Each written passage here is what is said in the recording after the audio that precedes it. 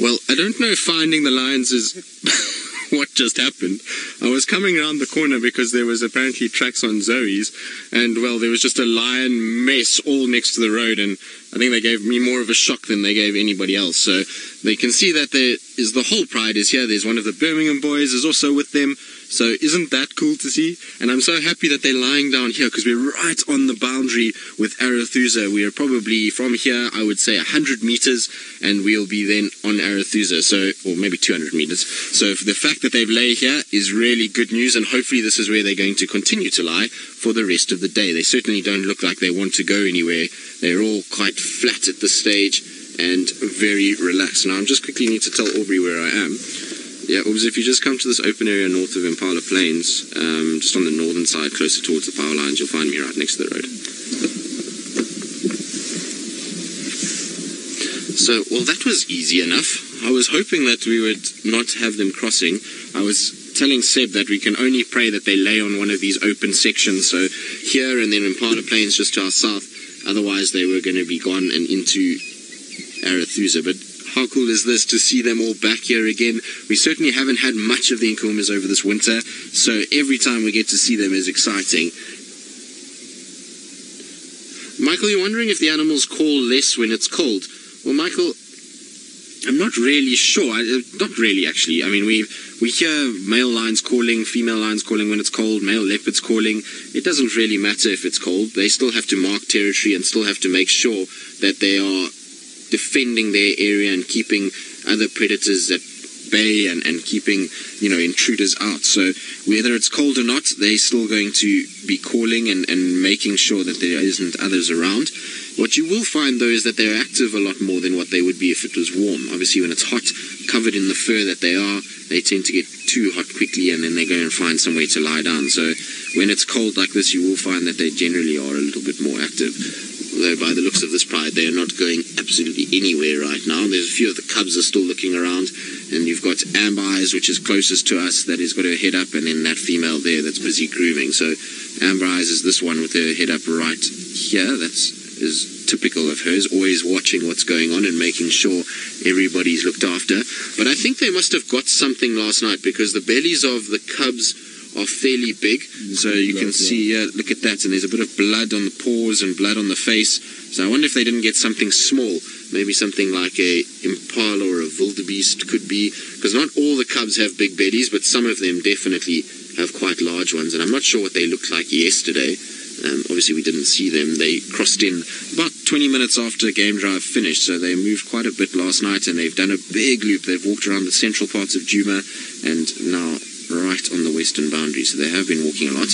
Hopefully her moving is not a sign that these guys are going to start going somewhere, because Amber Eyes is always the one that moves a lot. And no, that's good, she's just going to the toilet. Good girl.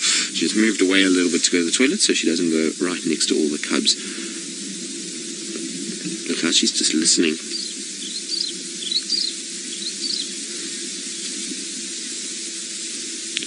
Kathy and Jude's mummy, you want to know, do oxpeckers land on predators? No. So they will not land on predators for two reasons. One is landing on a predator is basically a death sentence. You're going to end up in a situation where you're going to get eaten. And the second thing with landing on a predator is that there's very few parasites for them. Remember, predators are very good at grooming themselves, particularly something like a lion. They will spend hours grooming each other and themselves, and so the tick load and parasite load on a lion is so little that the oxpeckers really to take the risk to land on them to feed is not worth it in any way. So if you've had a domestic cat, you'll know that they hunt birds effectively, and even big cats like this, if a bird was close enough, they would grab them. I've seen lions killing guinea fowl and francolins many times over the years, so it's definitely something that they do go after. Oh, look at the claws on this one. He's busy grooming his claws, the one closest to us. Or she, should I say. Look at the size of those paws already. And you can see the bits of blood that Seb was talking about just now. Seb spotted the blood on that paw just now. So just grooming in between all the claws, making sure that we get rid of any of that bits of gunk that might develop inside there. Now I see another lioness is just walking a little bit. I wonder if they're just going to be up and down. I hope not. I hope this is where they want to settle for the day, because if they move any further to the west, like I say, we're not going to have them for much longer. trying to see the female that's got the hole in her tummy. I think she's the female at the back there. Patrick, the lion cubs will be weaned at about, I would say at about 8 months. They generally... Oh, is she peeing on the other one? She is. Oh no, that's not nice. That's not a nice way to start your day, that's for sure. I would not want to be peed on by a lion.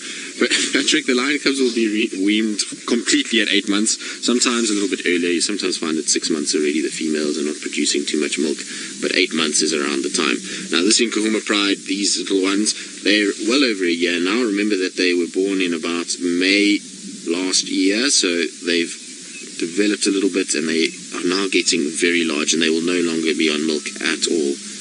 You can see they're up and moving. I don't think we're going to have the Nkuhuma pride this afternoon, unfortunately. I think they're going to continue this movement. In terms of the Birmingham boy, I actually haven't looked at him enough to know who it is just yet. We'll see now as he turns, hopefully, and faces us. It's Mfumo. So that's nice to see. Mfumo, we haven't seen you for a while. Good to see you, big boy. And he's looking as healthy as ever. And you can see he's following the females now. So that's good news. And hopefully they will settle again. It doesn't look like they are. They're full-bellied, so I wouldn't expect them to be walking too much unless they want water, in which case, if they want water, the next place for water is Red Dam, which is inside Arathusa, and is in a straight line, basically, from where we are now. I'm hoping that they're just trying to find themselves some shady thickets that they can then start lying in.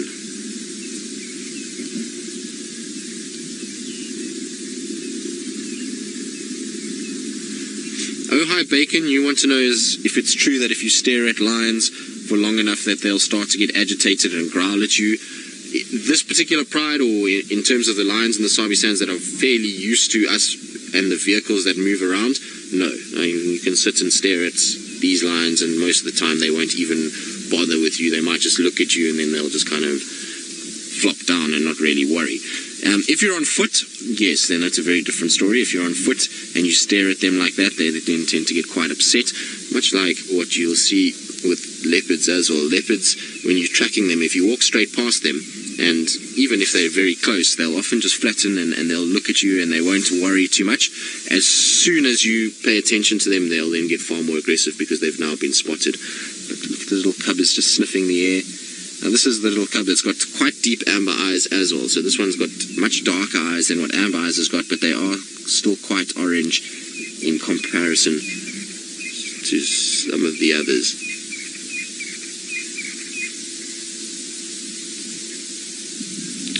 Like I say, I'm hoping they're going to just flop down under all these quarries. What we need is that sun to come up now and just to be warm, that these lionesses decide, no, they're not going to move at all. What I'm going to do is just move slightly, and we'll leave the cubs here. They'll come now, but the lionesses are moving in the nice big open clearing, and the light should be hitting them shortly, so it will be really beautiful if we just try and stop and see. It seems as though they might have spotted something as well. I see the one lioness has got her head down and is just watching what's going on. The rest are all spread out all over the show at this stage. You can see here's a lioness in front. They definitely are moving towards the boundary, unfortunately. It's not ideal, but it's the way it goes.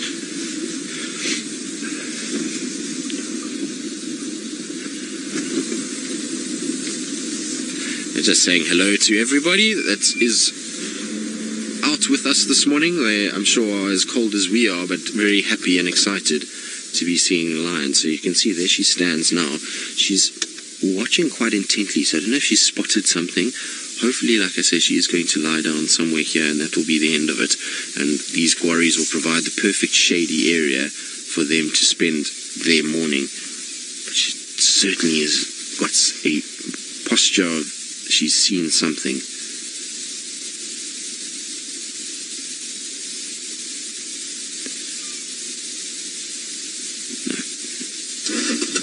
Isn't she beautiful? Look at those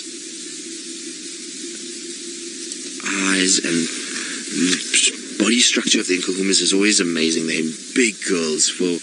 I always see them and forget just how large they actually are. They really are big and muscular, and it's always a pleasure to see them.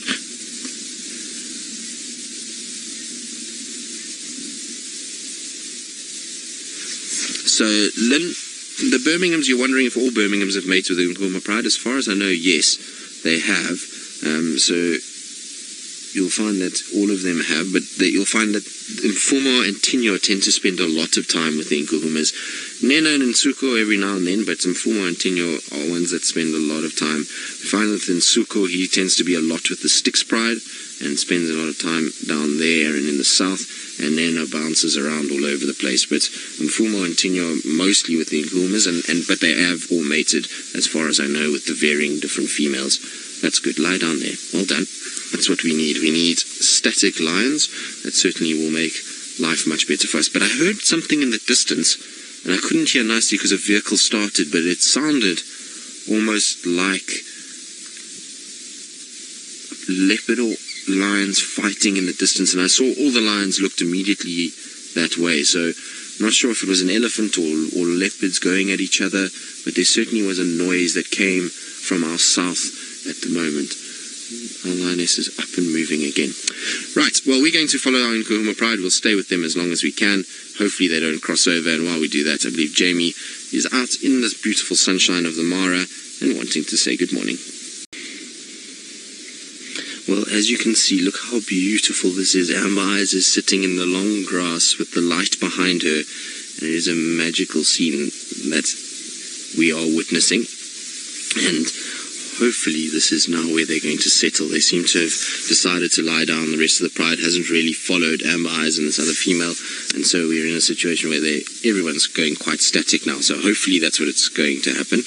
You can see in the distances where the rest of the pride is, up towards the sunrise over there. So there's the odd female. So Seb says the male is walking somewhere there. I also just can't see. Oh, there he is. I can see him. He's right behind a stump. So he's lying down now, so don't worry. But yeah, he's behind there. In that, there you can just make out his mane in that really bright morning sunshine. So there he is, just in the distance. It looks as though he's getting quite settled. So hopefully this is everybody just finding a place. Now that the sun is up, I'm really hoping that it gets warm enough that the lions just start to relax a little bit, and we end up with them lying down and resting. Although they look as though they still want to move. You can see there's intent in their eyes this morning. Every time there's sound, you find that they look in that direction. So I don't know if they've picked up on something or they've heard something that they want to keep moving this way. Not 100% sure at all.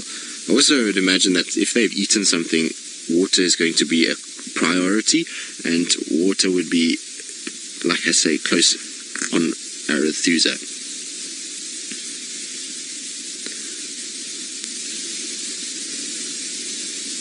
Megan, in Texas, you say with this pride having so many cubs and the pride getting bigger, is there a chance basically of a break apart or a breakaway section or split from the Nkuhuma pride so that they can get enough food? Well, Megan, it's possible. 11 is not a huge pride. It's not massive in any stretch of the imagination. You'll find that there's much bigger prides that we see in the Kruger Park system. If you go towards the eastern part of the Kruger Park, it's not uncommon for the prides there to get to 40 sometimes. So 11 is really not that large, and I would imagine that this pride will stay fairly close together. I don't think we'll see a split of the pride in the near future. 11 lions, while that is a lot of mouths to feed, it means it's still possible. As long as they're getting nutrients every now and then and they're making the odd buffalo kill, they'll be able to feed themselves. Plus those 11 lions, they've got these 1-year-olds that are already eating a lot, and so they're managing just fine with them. I don't think we'll see a split anytime soon. Like I say, I think they'll stay together. Once you start seeing the prides going over 20, that's when you can start thinking about them splitting due to lack of resources in terms of food and being difficult to hunt and find enough for all the mouths in the pride.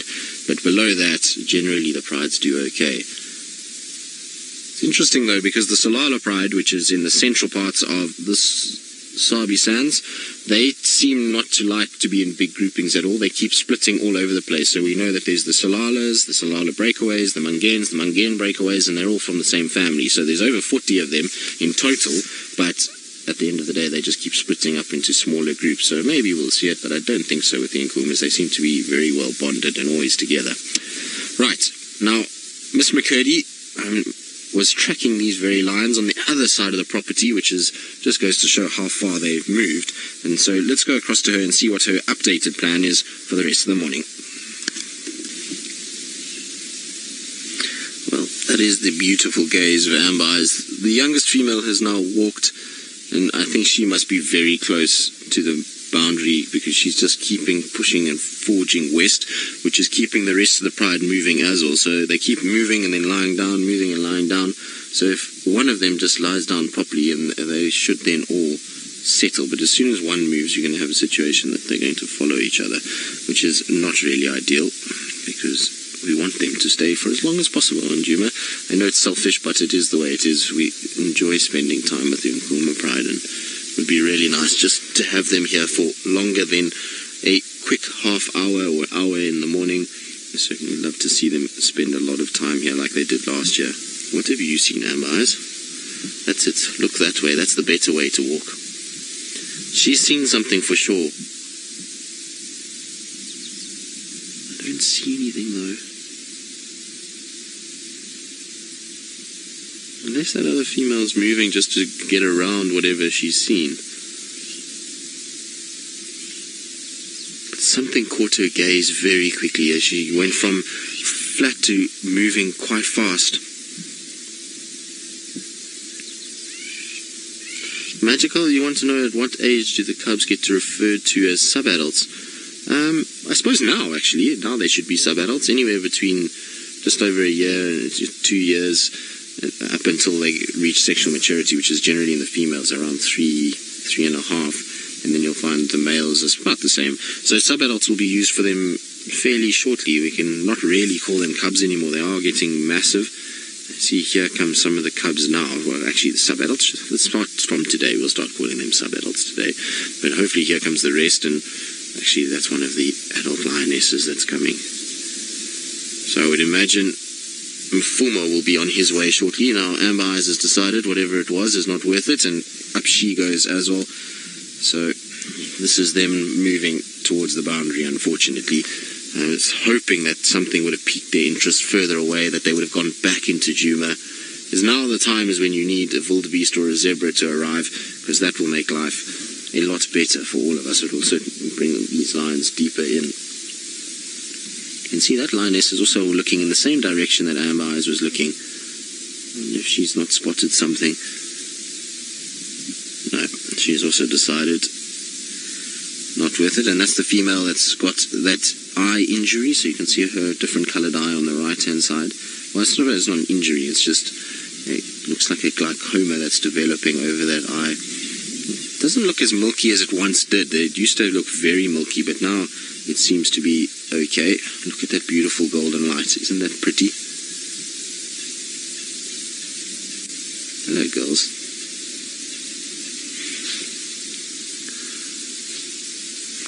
I'm pretty sure we'll see the male coming shortly. He's not going to let these females too far out of his sight. Ali, you want to know if there's a meaning behind the name of Amber Eyes? You mean other than the fact that she has amber eyes? So that's why she's called Amber Eyes, is because her eyes are amber. There's no other hidden meaning there. That's just because of the eye color itself. So here comes some waddling cubs now as well. Look how fat they are, Seb.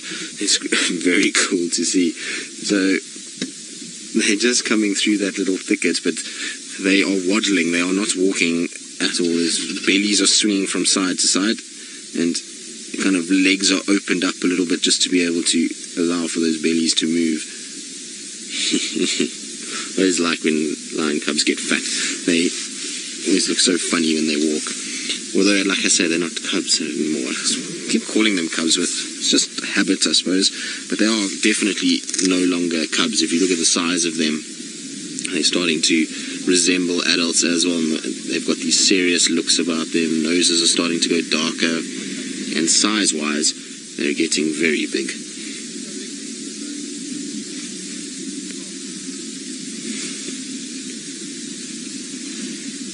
A few nicks in the ear already. So we've often talked about how to age cats, and we say that nicks in the ears and colours of noses are indicative of their age. Hello, girl. So we've got a lioness walking right next to the car, as you can see there. She's the one with the hole in the tummy and the scrape on the ear, which seems to be okay. It doesn't seem to be too bad. I looked at it this morning and it seems as though it was all right. There wasn't too much damage that I could see there. Here come the rest of the cubs. The littlest one at the back.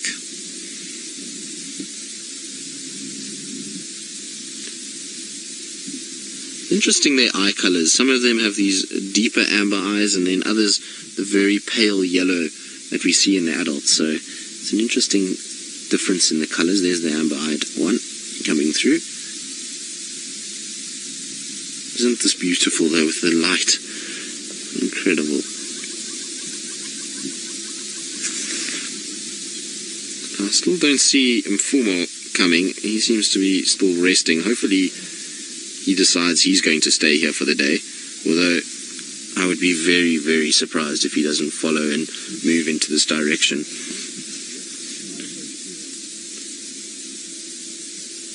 No, he's not coming with, so let's carry on and try and catch up with the rest of them while we still have them. Well, Rez, you want to know how we identify individual lions. Well, it's a lot harder than identifying leopards because you don't have a spot pattern that you can follow nicely around the face. You've got a few whisker spots that you can use, and then tears in the ears, eye color, what else do we use? Body shape, any indicative scars. So with Mfumo, that scar underneath his right eye is very indicative of him, and that's basically what we'll use, is those sort of IDing features. But these guys are going to cross now in the next 5 minutes, I would say. Not even. I wonder if Mfumo is going to come, if it's not just worth waiting for him to come past. Because I saw he had his head up as I went past there. Let's have a look now if he's coming. Don't see him now, but he did have his head up. He was looking in this direction, and I'm sure once he realizes he's been left behind, oh, there he is, I can actually see him. He's just lying down in the distance looking straight in this direction.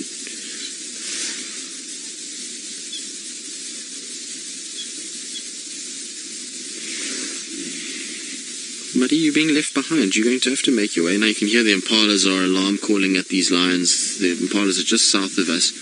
And that's what these lions were obviously watching, was the Impalas coming out of the bush.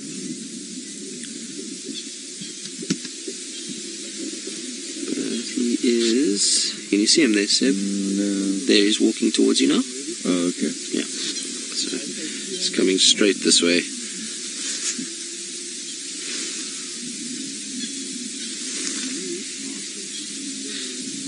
I knew he wouldn't stay back for too long. At the end of the day, females are always an attractant for males, and so they're not going to allow the females to get too far away before they start coming. So Mfumo is just probably wants to sleep and doesn't want to move so much, but being Nkuhuma is moving, he's got to get up and start striding as well. But he's looking really good. His mane is filling out and becoming more and more of an impressive individual, and with his scars and his cuts and scrapes, he becomes really quite a menacing lion. You'll find the Nena and Nsuko are pretty lions, but Tinyo and Mfumo have all these scars and really look like big, bruising male lions that have gone around the block and have had to fight their way to dominance, which is always nice. A character-filled lion is how they should be, or particularly wild lions. They should be character-filled and scars and scrapes, and for me anyway.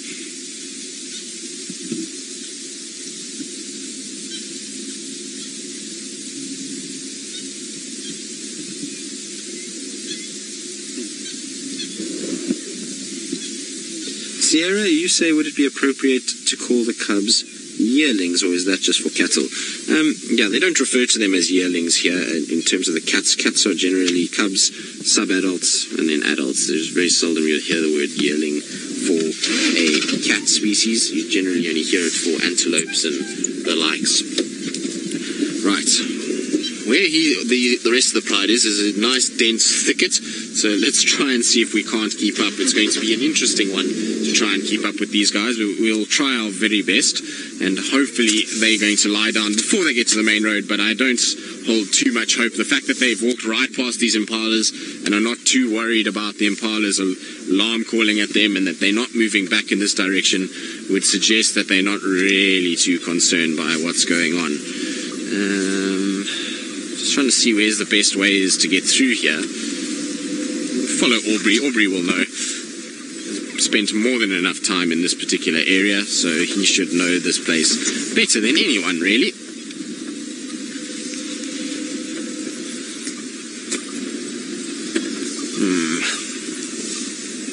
The problem is there's a little drainage and lots of thickets, so they might lie inside there if they decide that they're feeling a little on the tired side, but I think they're off for water. That's really where they're going, so that's why Red Dam is the next stop, I would imagine.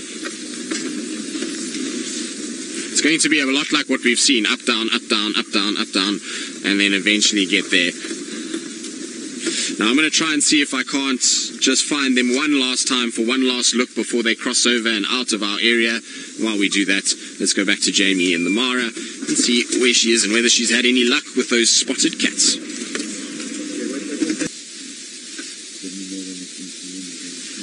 Okay.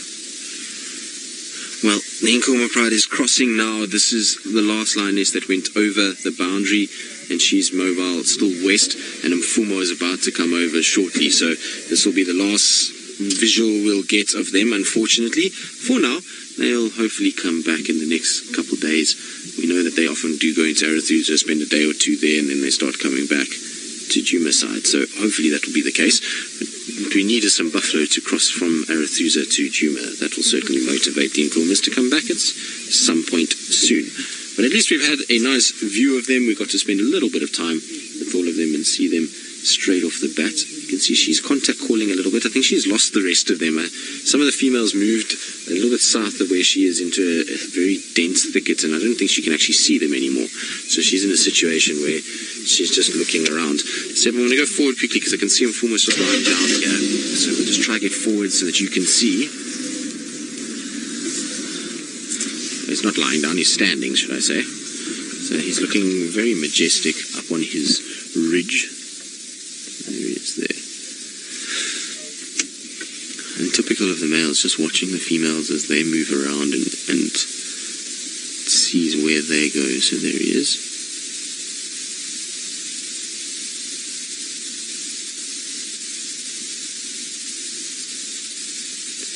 I wonder if they haven't spotted something, because everybody is very, very still and on sort of high alert. They're watching very carefully into this drainage. So you could find that maybe there's some kudu or something like that that they're busy looking at. Surprised that the cubs came over as quick as they did. I didn't think they would have crossed by the time we came round, but I suppose we waited for Mfumo, and that means the rest of them must have come across between the period we waited.